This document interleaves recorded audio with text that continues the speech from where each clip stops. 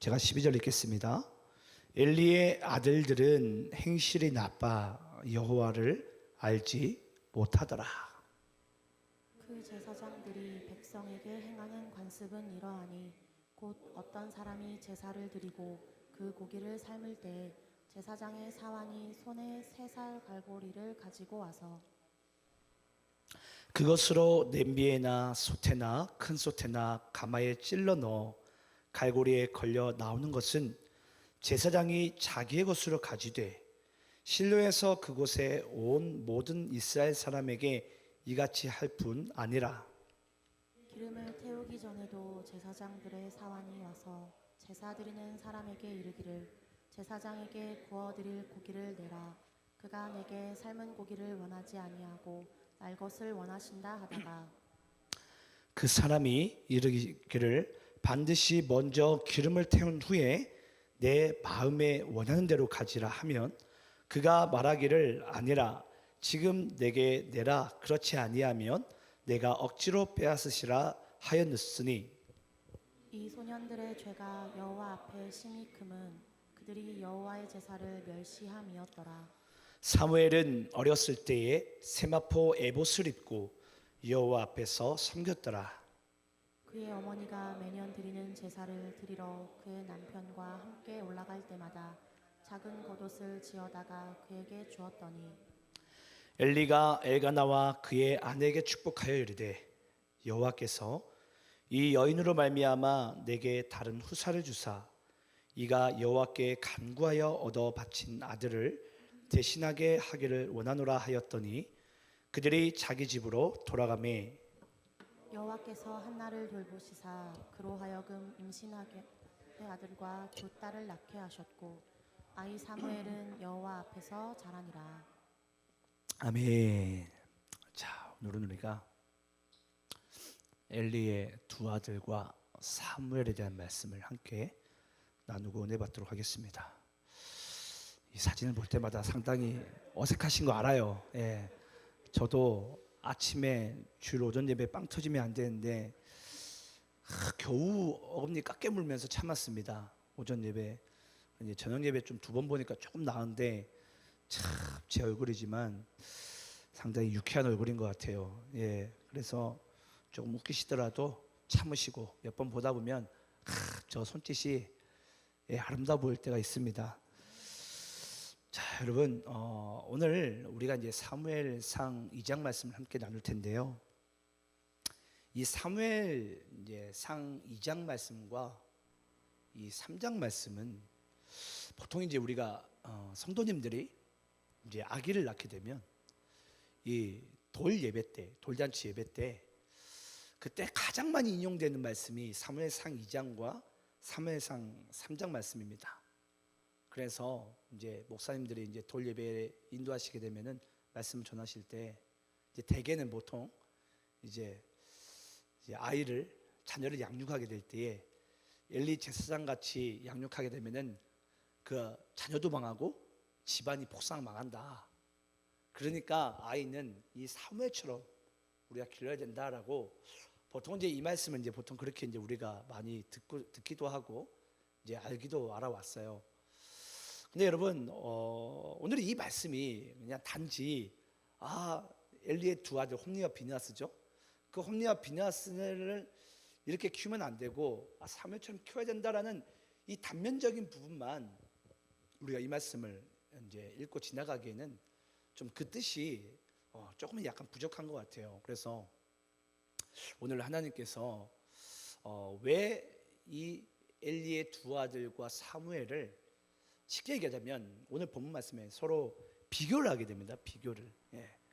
그래서 왜 이 비교를 하셔야만 했는지를 우리가 먼저 알기 원하는데요. 우리가 먼저 시대적인 배경으로 좀 알아야 될 사실은 뭐냐면 이 사무엘은 여러분 사사시대의 마지막 사사입니다. 그러니까 사사시대의 마지막 문을 닫은 사사가 사무엘이에요.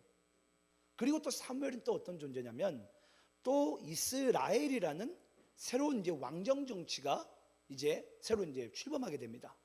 그래서 새로운 왕정 정치를 새롭게 또 여는 첫 번째 또 선지자 역할을 하는 자가 사무엘입니다. 그 사사 시대에서는 마지막 사사이자 또 새로운 왕정 시대에서는 하나님의 새로운 왕정 시대를 열 수 있는 또 선지자의 또 그 첫 번째 역할로서 감당하는 자가 이 사무엘인데요. 그래서 어찌 보면 하나님께서는 이 사무엘이라는 이 한 사람이 너무나도 기다리고 기다렸던 또 그런 하나님의 주의 종이었던 것 같아요. 이제 신약으로 따지면 이제 어찌 보면 세례 요한과 좀 비슷한 자죠. 세례 요한은 원래 어떤 자죠? 신약에 나오는 인물이지만은 구약의 마지막 선지자죠. 사사 시대의 마지막 사사였던 사무엘과 똑같이. 그래서 마지막 또 구약 시대 선지자였지만은 또 그로 인해서 주의 오실 길을 손꼽게 하시면서 메시아가 이제 이 땅 가운데 오심을 이제 예비케 하는 그런 이제 일들을 세례 요한을 통해서. 그래서 여자가 낳은 자 중에 세례 요한보다 더 큰 이가 없다. 더 큰 이가 없다. 여러분 왜 그렇죠? 많은 사람들이 예수를 보고 믿지만은 세례 요한은 그 주님 오실 길을 미리 예비한 자예요. 미리 예비한 자. 쉽게 얘기하면 안 보고 믿은 자예요. 안 보고 믿은 자. 그래서 여자가 낳은 자 중에 세례 요한보다 큰 자가 없다라고 주님께서 말씀하시는 거예요. 그래서 어찌 보면 이 사무엘이라는 이 한 인물이 우리 어찌 보면 좀 약간의 이 다윗이 좀 약간 집중된 측면도 있는데 이 사무엘 또한 하나님께서는 너무나도 정말 귀한 하나님의 나라의 제목으로서 이렇게 간절히 또 찾고 찾았던 그런 한 명의 인물이었던 것 같습니다. 자, 그러면 이제 오늘 이제 우리가 이 엘리의 두 아들 홈리와 비느하스 사무엘을 이제 비교적인 측면에서 본문 말씀을 이제 보기 전에 먼저 한 가지 우리 알아야 될 사실이 있어요. 그게 뭐냐면 그러면 도대체 왜 하나님은 이 사무엘을 통해서 사사 시대를 막을 내리고 새로운 왕정 정치 가운데 왜 사무엘이 왜 필요하셨냐라는 거예요. 왜 하필 쉽게 얘기하자면 사무엘이어야 하냐라는 거예요. 그걸 먼저 우리가 좀 점검하고 비교 설명으로 좀 들어가도록 하겠습니다. 우리 한번 신명기서 우리 강의 때 나눴던 말씀인데요. 기억나실 거예요. 17장 14절로 20절까지 말씀을 왜 하나님께서 사무엘이 필요하셨는지에 대해서 신명기서 17장 14절로 20절 말씀을 한번 교독하시면서 읽도록 하겠습니다. 제가 14절에 있습니다. 내가 내 하나님 여호와께서 내게 주시는 땅에 이르러 그 땅을 차지하고 거주할 때에 만일 우리도 우리 주위의 모든 민족들 같이 우리 위에 왕을 세워야겠다는 생각이 나거든. 반드시 내 하나님 여호와께서 택하신 자를 내 위에 왕으로 세울 것이며 내 위에 왕을 세우려면 내 형제 중에서 한 사람을 할 것이요 내 형제 아닌 타국인을 내 위에 세우지 말 것이며 그는 병마를 많이 두지 말 것이요 병마를 많이 얻으려고 그 백성을 애굽으로 돌아가게 하지 말 것이니 이는 여호와께서 너희에게 이르시기를 너희가 그 이후에는 그 길로 다시 돌아가지 말 것이라 하였음이며 그에게 아내를 많이 두어 그의 마음이 미혹되게 하지 말 것이며 자기를 위하여 은금을 많이 쌓지 말 것이니라. 그가 왕위에 오르거든 이 율법서의 등사본을 레위 사람 제사장 앞에서 책에 기록하여 평생에 자기 옆에 두고 읽어 그의 하나님 여호와 경외하기를 배우며 이 율법의 모든 말과 이 규례를 지켜 행할 것이라. 20절 함께 있습니다. 시작. 그리하면 그의 마음이 그의 형제 위에 교만하지 아니하고 이 명령에서 떠나 자로나 우로나 치우치지 아니하리니 이스라엘 중에서 그와 그의 자손이 왕위에 있는 날이 장구하리라. 아멘. 자, 여러분 혹시 제가 17절 말씀 읽었나요? 그냥 지나간 것 같은데 읽었나요? 읽었구나. 다행이에요. 오랜만에 찬양도 하고 말씀도 전하다 보니까 조금 깜박깜박합니다. 근데 오늘 여러분 왜 하나님께서 이 사무엘이 반드시 이제 필요하셨냐면 오늘 이제 14절 신명기서 17장 14절 보면 이제 그 가장 큰 근거가 나오는데요. 이스라엘 백성들이 이제 출애굽을 하고 가나안 땅에 이제 들어가게 돼요. 들어가게 될 때 하나님께서 누구를 못 들어가게 하시죠? 모세를 못 들어가게 하시면서 누구를 리더로 세우시죠? 여호수아. 근데 여호수아의 그 의미는 여호수아라는 인물이 아니라 모세를 대체하는 여호수아의 인물이 아니라 그 의미는 여호수아, 예수와 호세아. 그러니까 결국은 이제는 한 사람 리더를 통해서 너희들을 왕으로 삼는 것이 아니라 리더로 삼는 것이 아니라 이제는 새로운 땅 가나안 땅 가게 되면은 내가 너희들의 하나님께서 너희들의 왕이 되어 주시겠다라고 주님께서 말씀하셨어요. 그런데 신명기 17장 14절 말씀 가운데 하나님께서 미리 예언을 하시게 됩니다. 이스라엘 백성들이 가나안 땅에 들어가게 되면은 이 쉽게 얘기하면 소위 자기가 기도하는 기도 제목이 이루어졌어요. 쉽게 얘기하면 배가 불렀어요. 이제 가나안 땅을 차지하고 나니까 그들이 뭐 하게 되죠? 다른 민족들과 같이 자기가 원하는 왕을 세우고 싶은 거예요. 오늘 우리가 오전 말씀에도 함께 나눴지만 내가 원하는 왕을 메시아를 세우고 싶은 거예요. 쉽게 얘기하자면. 그러니까 만약에 너희들이 분명히 하나님께서 왕을 세우지 말라고 했는데 내가 너희들을 왕이 되어주겠다고 얘기하면서 여호수아를 이렇게 필두로 내세웠는데 어찌됐건 이스라엘 백성들이 가나안 땅을 차지하고 나서는 그들이 완전히 이제 등을 돌리게 됩니다. 그러면서 다른 민족들 같이 자기들이 원하는 왕을 세우려고 해요.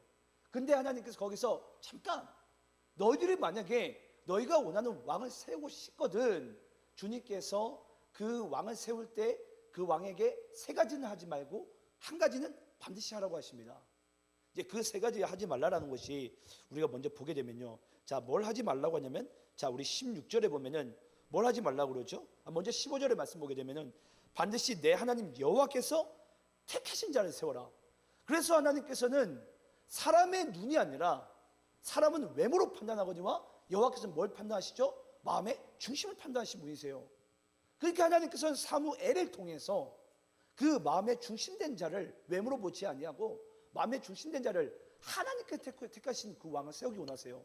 그래서 그 왕을 세우셔서 세 가지는 금하고 한 가지는 반드시 하라고 하는데 그 세 가지 금기사항 가운데 16절 말씀 가운데 첫 번째가 뭐죠? 병마를 많이 두지 말 것이요. 첫 번째 하나님께서 말씀하신 것이 병마를 많이 두지 말라는 거예요. 여러분 병마는 어디에 쓰이는 도구입니까? 전쟁에. 근데 여러분 기억나시는지 모르겠는데요. 이제 다음에 우리 또 다루게 되겠지만 다윗 시대에 하나님께서 다윗에게 명령하십니다. 네가 만약에 타국에 가지고 전쟁을 일으키고 그 타국의 말을 만약에 병마를 끌고 오게 되면은 뭐라고 말씀하는 줄 아십니까? 힘줄을 다 끊어 놓으라고 하세요. 그러니까 다시는 그 병마가 전쟁에 쓰이지 못하게끔 합니다. 뭐로 인해서죠? 다윗이 영토를 넓히고 나라를 정복해 나갈 때마다 그 다윗의 다 승전부가 누구의 권한이 있다는 것을 주님께서 알기 원하시는 거예요. 하나님께.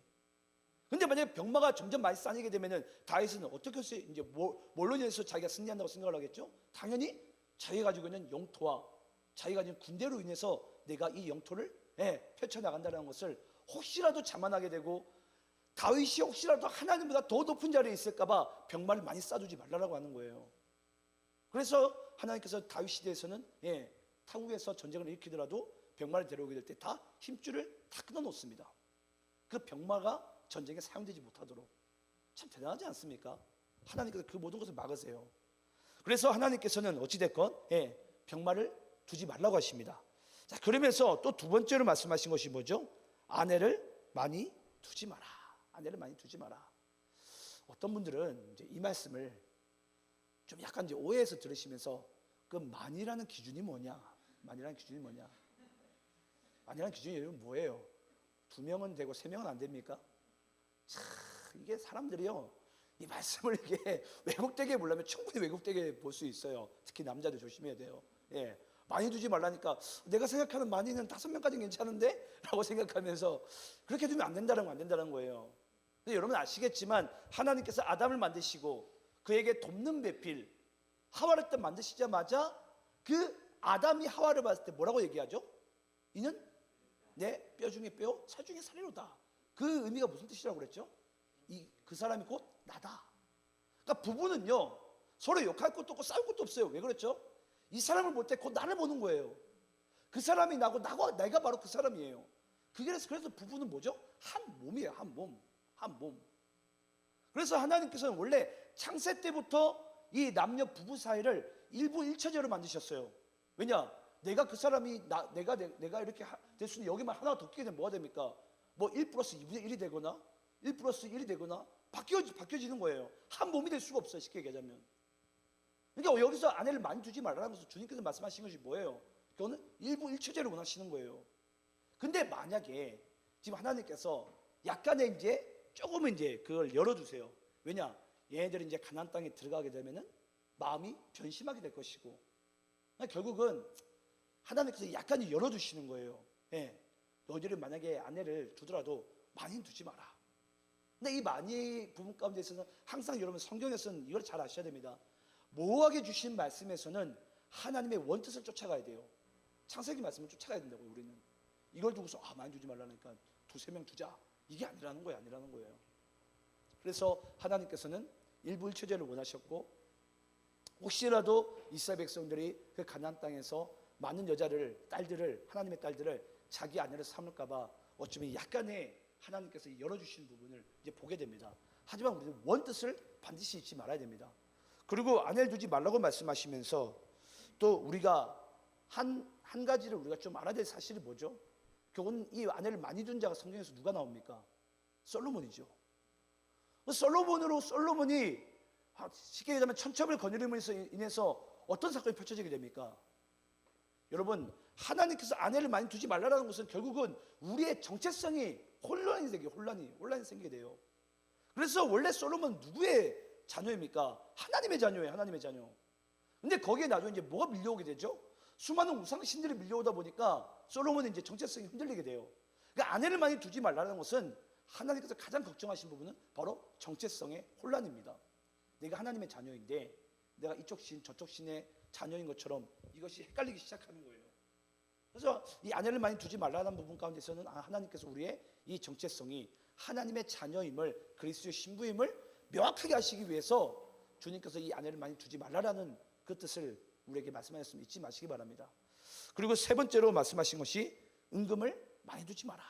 은금을 많이 두지 마라. 예, 이것 또한 여러분 잘 아시겠지만 솔로몬이 또 이것도 어기게 되죠. 그러면서 또 이방 왕들과 화친을 맺게 되고, 결국은 이 솔로몬 왕 때로 기점을 해가지고 이제 이 이스라엘이 어떻게 하게 되죠? 두 동강으로 쪼개지게 돼요. 쉽게 얘기하면 하나님이 그 나라의 왕이 될 수 없다는 뜻이에요. 왜냐? 그들이 하나님을 왕을 삼지 않으므로. 참 여러분 신기하지 않습니까? 창세기에서는 하나님께서 왕이었어요. 분명히. 그래서 출애굽 가운데 또 아니었어요. 애굽에 종살이를 하면서 다시 또 가나안 땅에서 하나님 또 왕이 되기 원하셨어요. 근데 사사시대 되면서 또 왕이 또 아니었어요. 또 사무엘 때문에 또 왕이 되셨어요. 또 솔로몬이 또 왕이 또 안 되셨어요. 계속 이게요, 이스라엘 백성들의 삶은요 돌고 돌아요. 왕이 아니었다가. 예. 제 말씀 보면서 참 그래요. 제가 오늘 찬양 선곡 가운데 내가 주인 삼음이라는 찬양을 제가 넣을까 말까 고민을 되게 많이 했었는데, 결국은 우리의 삶의 주인이, 우리는 온전히 하나님께서 내 삶의 주인이 되셔야 되고 하나님의 손에 우리가 붙들림을 받아야 되는데, 우리는 여전히 그 손에 붙들림이 있기를 상당히 싫어합니다. 그래서 분명히 하나님께서 세우시는 왕을, 하나님께서 이 세 가지를 하지 말라고 했는데 그걸 명확하게 다 어긴 이가 다윗 다음의 왕인 이 솔로몬이 다 어겨버리게 돼요. 병마를 많이 두고 아내도 많이 두고 은금도 많이 두다 보니까 그 나라가 두동강이 될 수밖에 없는 거예요. 두동강이 될 수밖에 없다고요. 그러면서 하나님이 원하시는 왕을 세우게 될 때 한 가지를 하라고 말씀하십니다. 그 한 가지가 결국은 뭐죠? 우리 한번 19절 말씀 읽어볼까요? 신명기 17장 19절 함께 읽어봅시다. 시작. 평생에 자기 옆에 두고 읽어 그의 하나님 여호와 경외하기를 배우며 이 율법의 모든 말과 이 규례를 지켜 행할 것이라. 자, 결국은 하나님께서 원하시는 세우시는 왕을 통해서 한 가지를 반드시 하라고 하시는 것은 무엇입니까? 하나님의 말씀을 듣고 지켜라. 믿음으로 살아라. 네. 이 한 가지를 하나님께서는 하나님 원하시는 왕을 세우시고 그걸 한 가지는 반드시 하라는 거예요. 세 가지는 하지 말라. 이 한 가지는 반드시 지켜라. 하나님의 말씀을 듣고 지켜 행하라 라고 얘기하십니다. 왜 듣고 지켜 행하라고 하십니까? 우리 20절 말씀에 보니까 그리하면 그의 마음이 그의 형제 위에 교만하지 아니하고 이 명령에서 떠나 차로나 우르나 치우치지 아니하리니 이스라엘 중에서 그와 그의 자손이 왕위에 있는 날이 장구하리라. 예. 근데 아까도 말씀드렸지만 이게 다윗을 통해서 이루어지지만은 훗날 솔로몬을 통해서 완전히 망가지게 됩니다. 그러니까 결국은 제가 오늘 신명기 이 말씀을 이제 우리가 함께 본 이유가 뭐죠? 하나님께서는 그래서 사무엘이 필요하셨던 거예요. 왜냐? 많은 사람들은 가나안 땅에 들어가자마자 자기들이 외모적으로 바라보는 그 왕을 세울 거기 때문에, 이 세 가지를 하지 말라라는 그 왕을 세워낼 거기 때문에, 그래서 하나님께서는 사무엘 여호와께서 들으셨다. 그러니까 여호와께서 들으시고 또 이자도 하나님의 말씀을 듣는 거예요. 그 하나님의 말씀 반드시 하라라는 이 말씀을 듣는 자, 그 사무엘 한 사람이 하나님께서 필요하셨던 거예요. 그러니까 하나님은 이 사무엘을 통해서 사사시대를 막을 내리고 이 하나님의 새로운 왕정정치의 새로운 시대를 이 사무엘을 통해서 이뤄나가길 원하셨습니다. 자, 그러면 이제 우리가 오늘 이제 본문의 진짜 내용인데요. 오늘 본문 내용 가운데 그럼 하나님은 왜 사무엘상 2장 말씀 가운데 있어서 이 한나의 노래가 원래 처음에 이제 1절부터 등장하게 됩니다. 11절까지. 한나의 노래는 우리가 잠시 이제 제껴두고, 그럼 12절부터는 이 사무엘상 2장 끝까지 이 엘리 제사장 두 아들 홈리와 비느하스와 사무엘을 계속 비교를 하세요. 아니 굳이 이걸 왜 비교를 하시는지에 대해서 이제 우리가 또 그 이유를 알아야지만이 오늘 이 말씀에 이제 궁극적인 하나님의 은혜가 이제 발견되기 시작합니다. 자, 그러면 왜 비교하셨을까라는 부분을 알기 위해서 오늘 본문 말씀 이제 보도록 하겠습니다. 우리 12절 말씀 제가 한번 읽어볼게요. 오늘 본문 12절 제가 있습니다. 엘리의 아들들은 행실이 나빠 여호와를 알지 못하더라. 자, 하나님께서 뭔지 모르겠지만 딱 드러내세요. 엘리 아들들은 뭐가 나쁘다고요? 행실이 나쁘다. 행실이 나쁘다. 그래서 그 나쁜 행실을 적나라하게 묘사했어요. 적나라하게. 왜 이들이 나쁜지 대해서 적나라하게 묘사를 했는데, 또 13절을 여러분들 읽어볼까요? 자, 13절 함께 있습니다. 시작. 그 제사장들이 백성에게 행하는 관습은 이러하니 곧 어떤 사람이 제사를 드리고 그 고기를 삶을 때 제사장의 사환이 손에 3살 갈고리를 가지고 와서. 자, 여러분 아까 12절에서는 엘리의 두 아들들은 뭐하다고요? 행실이 나쁘다. 여러분 행실이 나쁜 그들의 삶이 또 13절에 가서는 어떻게 이어지게 되냐면 그들의 관습은 이러하니, 그 관습이란 단어가 이게 이제 원어적으로 좀 직접적으로 해석을 하게 되면 습관적인 죄악입니다. 습관적인 죄악. 결국은 우리가 나쁜 행실을 계속해서 내 삶 가운데 일삼다 보면은 그게 뭐가 된다고요? 습관적인 죄악을 낳는다고요. 습관적인 죄악을. 자, 그러면 행실이 계속 나쁜 행실을 살다 보니까 습관적인 죄악 가운데 이제 빠지게 됐어요. 그러면 그 다음에 이제 뭔지에 대해서 우리가 좀 말씀을 볼 텐데요. 우리 14절부터 17절까지 교독하면서 읽어보겠습니다. 제가 14절에 있습니다.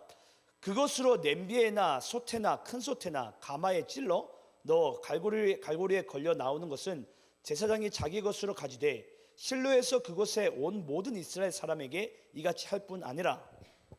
기름을 태우기 전에도 제사장의 사환이 와서 제사 드리는 사람에게 이르기를 제사장에게 구워드릴 고기를 내라.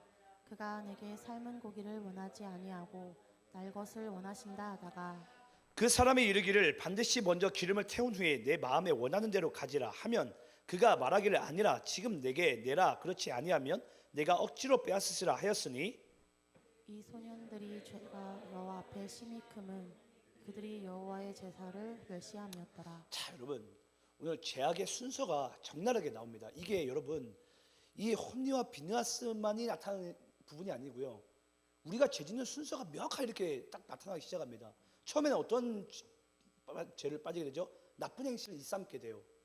내 삶 가운데 항상 나쁜 행실을 일삼게 돼요. 근데 그것이 뭐가 되게 되죠? 죄악이 습관적으로 이제 죄악을 짓게 됩니다. 근데 습관적으로 죄를 짓는 자의 또 그 다음에 열매는 뭐라고요? 하나님의 예배를 멸시하게 돼요. 하나님의 예배를 멸시하게 된다고. 멸시하게. 그러니까 결국은 나쁜 행실은 습관적인 죄악을 낳게 되고 습관적인 죄악은 결국은 하나님의 예배를 멸시하게 되는 이 열매를 낳게 됩니다. 그러니까 이게 죄악의 과정이 여러분 너무나도 중요해요. 그러면서 여기서 바꾸면 과연 끝나느냐? 여러분 그렇지 않습니다. 얘네들이 이제 결국은 이렇게 함으로 인해서 우리 한번 사무엘 이제 상 우리 2장 21절 말씀 읽어볼까요? 이제 여호와께 이제 멸시했어요. 멸시한 다음에는 그들이 어떤 죄를 짓는지 한번 우리 사무엘상 22절 말씀 읽어볼게요. 자, 2장 22절 함께 있습니다. 시작.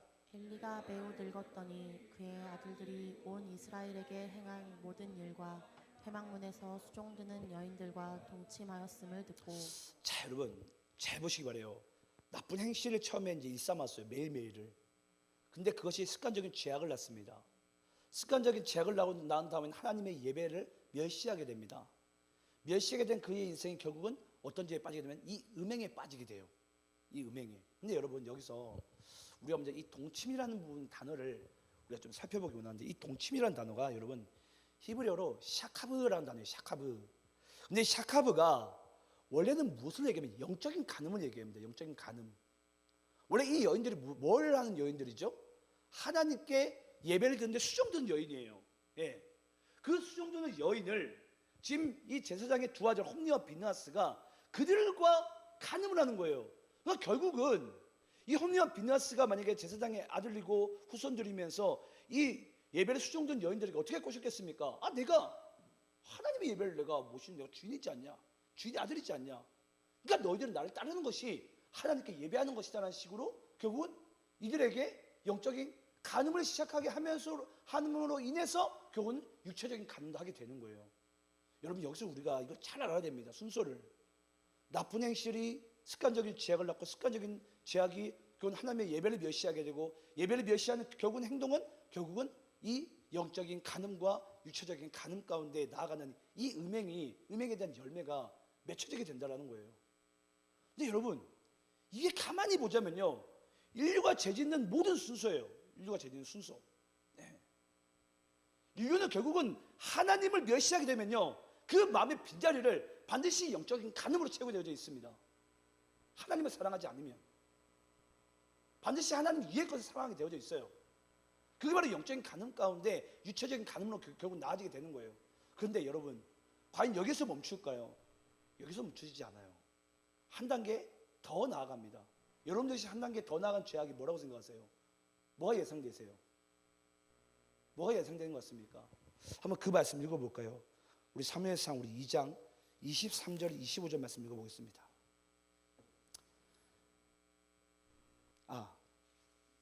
사무엘상 24절이 아니라 오늘 본문 말씀인데요, 오늘 우리 본문 말씀 14절부터 16절까지 읽어보겠습니다. 14절부터 16절.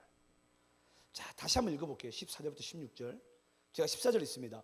그것으로 냄비에나 솥에나 큰 솥에나 가마에 찔러 넣어 갈고리에 걸려 나오는 것은 제사장이 자기의 것으로 가지되 실로에서 그곳에 온 모든 이스라엘 사람에게 이같이 할 뿐 아니라, 기름을 태우기 전에도 제사장의 사환이 와서 제사 드리는 사람에게 이르기를 제사장에게 구워드릴 고기를 내라. 그가 내게 삶은 고기를 원하지 아니하고 16절 있습니다. 시작. 그 사람이 이르기를 반드시 먼저 기름을 태운 후에 내 마음에 원하는 대로 가지라 하면 그가 말하기를 아니라 지금 내게 내라. 그렇지 아니하면 내가 억지로 빼앗으리라 하였으니. 자, 여러분 이 14절부터 16절 말씀이 묘사가 좀 이해가 되세요? 지금 엘리 제사장의 두 아들 홈리와 비나스지 뭐 어떤 일을 벌이고 있죠? 한마디로 이스라엘 백성들이 이제 예배를 드리기 위해서 짐승 이제 고기를 가져옵니다. 고기를 가져오면 가장 먼저 뭘 해야 됩니까?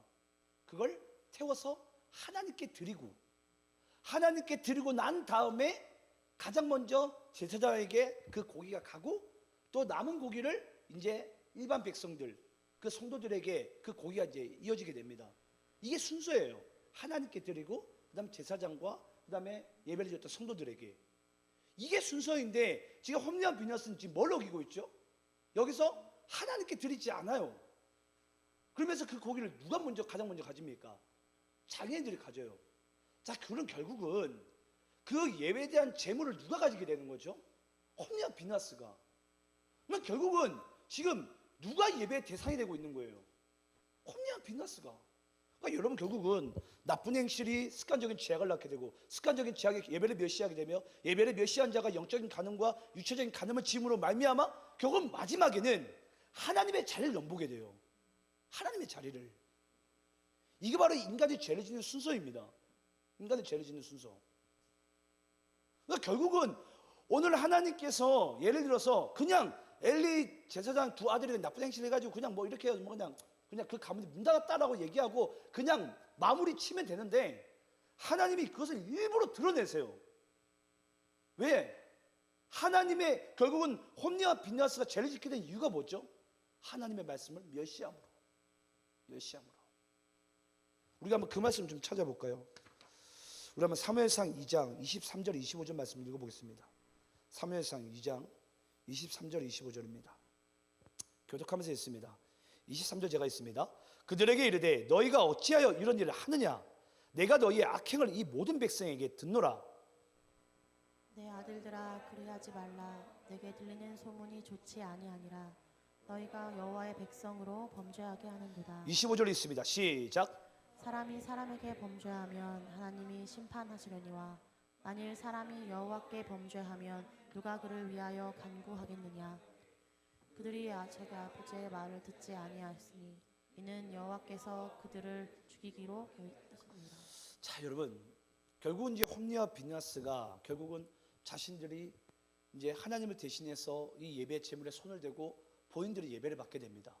하나님보다 먼저 예배를 받게 돼요. 쉽게 얘기하자면 먼저 예배를 받게 됨으로 인해서 결국 그들의 마지막의 모습은 오늘 나타난 25절의 말씀처럼 이 홈리와 비느하스의 귀에는 더 이상 아버지의 그 말과 하나님의 말이 들리지 않아요. 근데 그 아버지의 말과 하나님의 말을 들리지 않는 그 영적인 상태를 하나님께서 뭐라고 표현하고 있냐면 이는 여호와께서 그들을 죽이기로 뜻하셨음이더라. 우리 이 말씀을 우리가 먼저 보게 되면요, 항상 우리 뭘 생각하냐면 하나님 되게 뭔가 좀 무섭고 되게 냉정하게만 우리는 바라봐요. 근데 하나님께서 정말 홈리와 비느하스를 버리셨습니까? 아니에요. 그들이 하나님을 버렸죠. 하나님이 기회를 안 줬습니까? 아니에요. 엘리 제사장이 몇 번의 홈리와 비느하스에게 경고를 줍니다. 들리지 않아요. 여러분, 하나님께서 우리에게 행하시는 가장 큰 심판이 무엇인 줄 아십니까? 가장 큰 시험과 가장 큰 고난이 뭔 줄 아세요?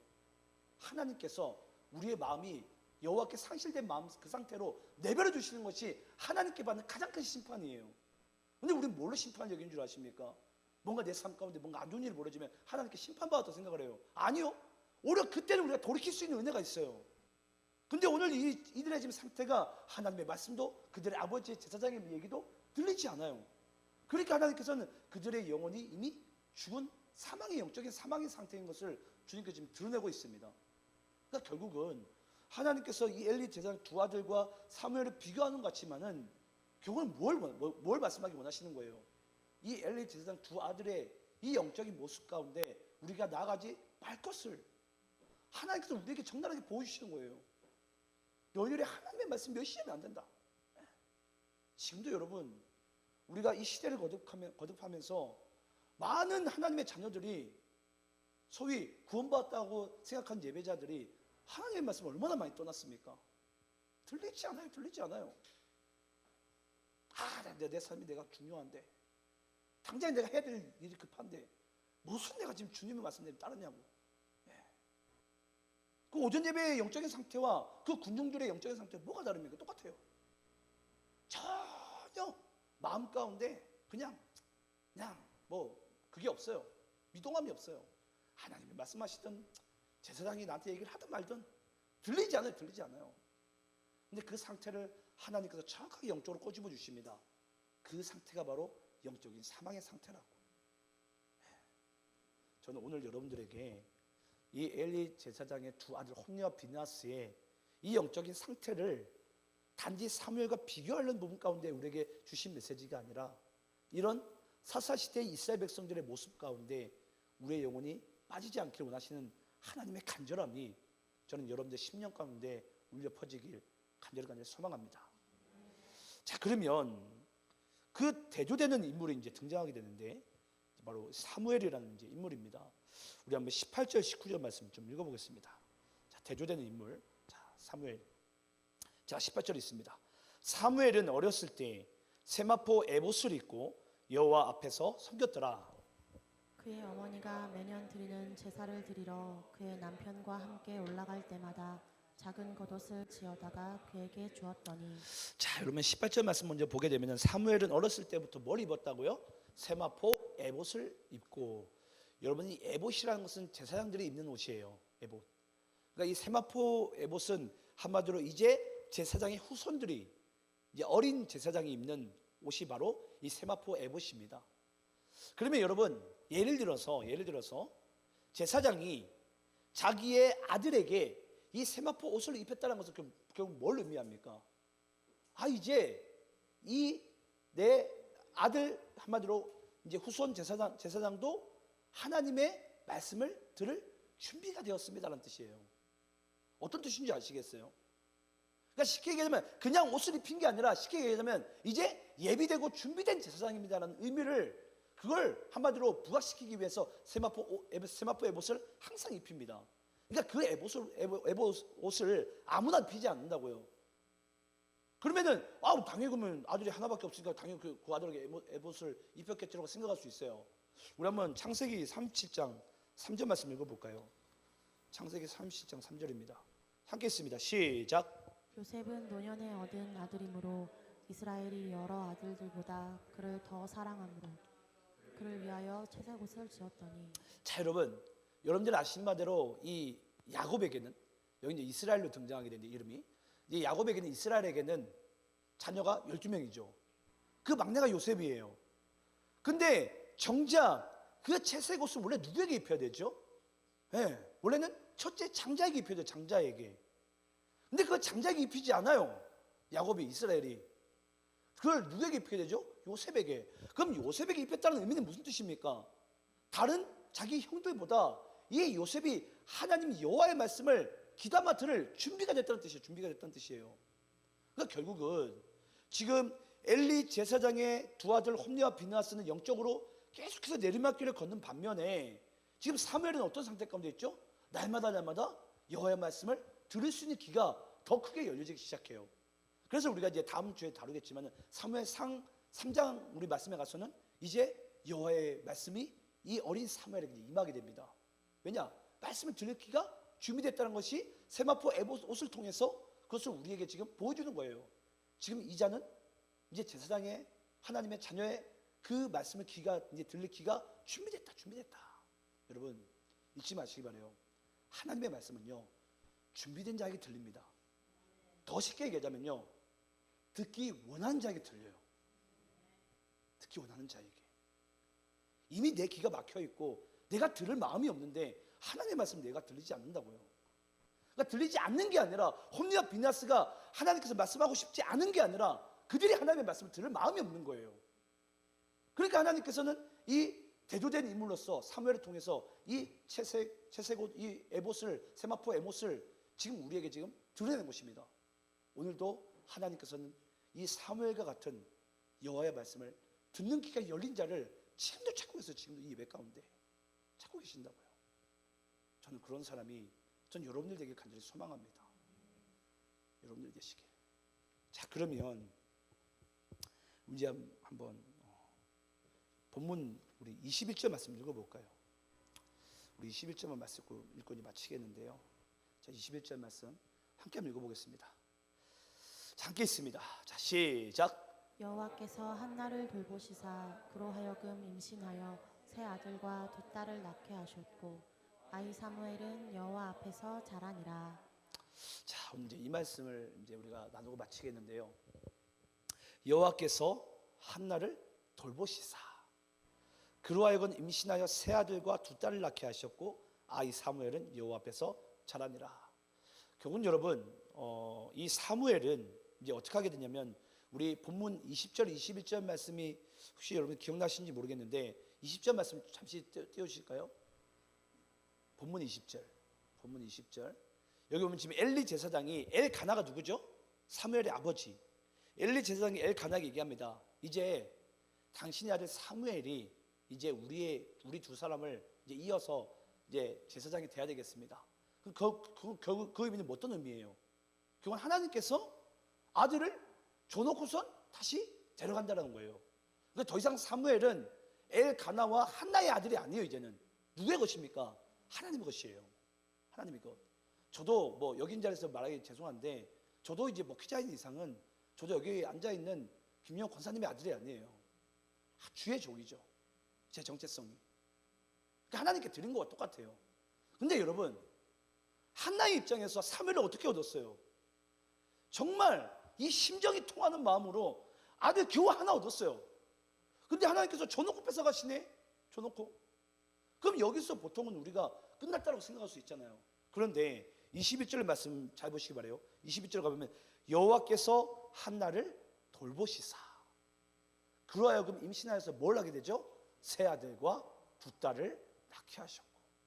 여러분 이 돌보시사라는 이 단어가 너무나도 이제 중요한 단어인데, 이 돌보시라는 단어가 이게 히브리어로 피카드라는 단어인데, 이 피카드가 두 가지 의미를 가지고 있습니다. 심판과 축복을 얘기해요. 피카드가. 그러니까 하나님께서 사무엘을 데려가시는 것은 한나 여자 입장에서는 심판의 의미예요.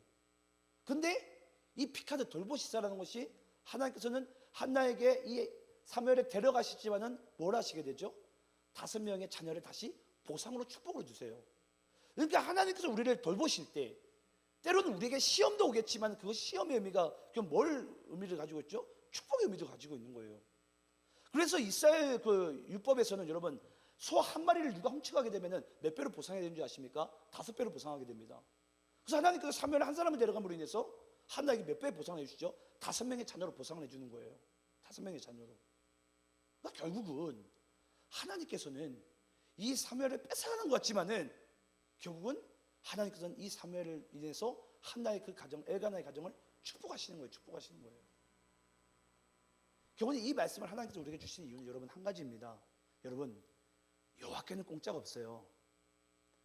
지독할 만큼 하나님께서 그것을 기억하시고 우리에게 보상해 주십니다. 우리는 우리의 젊은 날 인생, 하나님께 내가 드린 인생 아깝다 생각할 수 있어요. 하지만 하나님은 무서울 정도로 기억하고 계세요. 무서울 정도로. 다 갚아주세요. 다 갚아주세요. 얼마만큼? 5배, 10배, 30배, 60배, 100배. 그 숫자가 우리에게 중요한 게 아니지만 하나님은 반드시 기억하신다는 거예요. 기억하신다는 거예요. 전 여러분들이 그걸 잊지 않으시기를 간절히 축원합니다. 그러면서 결국은 오늘 이 말씀 가운데 제가 아까 21절 말씀 가운데 여호와께서 한나를 돌보시사 하여금 세 아들과 두 딸을 낳게 하셨고 아이 사무엘은 뭐 하게 된다고요? 여호와 앞에서 자라니라. 자 여러분 사무엘이라는 하나의 믿음의 씨앗이에요. 이스라엘 나라의 전체적인 입장에서는 사무엘 한 사람입니다. 그 하나의 씨앗이 결국은 하나님께서 데려간다는 것은 이제 쉽게 얘기하면 그는 육체적으로 이제 죽은 거예요. 사무엘은 하나님 데려가서 자기 것으로 삼으셨어요. 근데 하나의 씨앗이 결국은 죽고 자라게 되니까 그럼 뭐 하게 됩니까? 여러분 씨앗은요 죽게 되면은 썩게 되면은 거기서 머물지 않아요. 반드시 뿌리를 내리고 자라고 또 자라서 훗날에 많은 열매를 맺게 돼요. 결국은 사무엘이라는 한 이 아이를 하나님께서 데려가심으로 인해서 그 이스라엘에 하나님의 새로운 왕조가 발생되게 되고 새로운 왕조가 발생되는 것에 머무르지 않고 그 이스라엘 나라가 나중에 이제 통일 왕국을 이루게 되며 또 그것에 머무르지 않고 나중에 훗날 메시아까지 오게 되면서 온 땅이 구원받는 이런 믿음의 열매들이 이 사무엘이라는 한 사람의 자람을 통해서 그것이 우리에게 축복으로 임하게 됩니다. 이제 여러분 제가 이제 말씀을 마칩니다. 여러분 저는 이 말씀을 보면서 솔직히 그랬어요.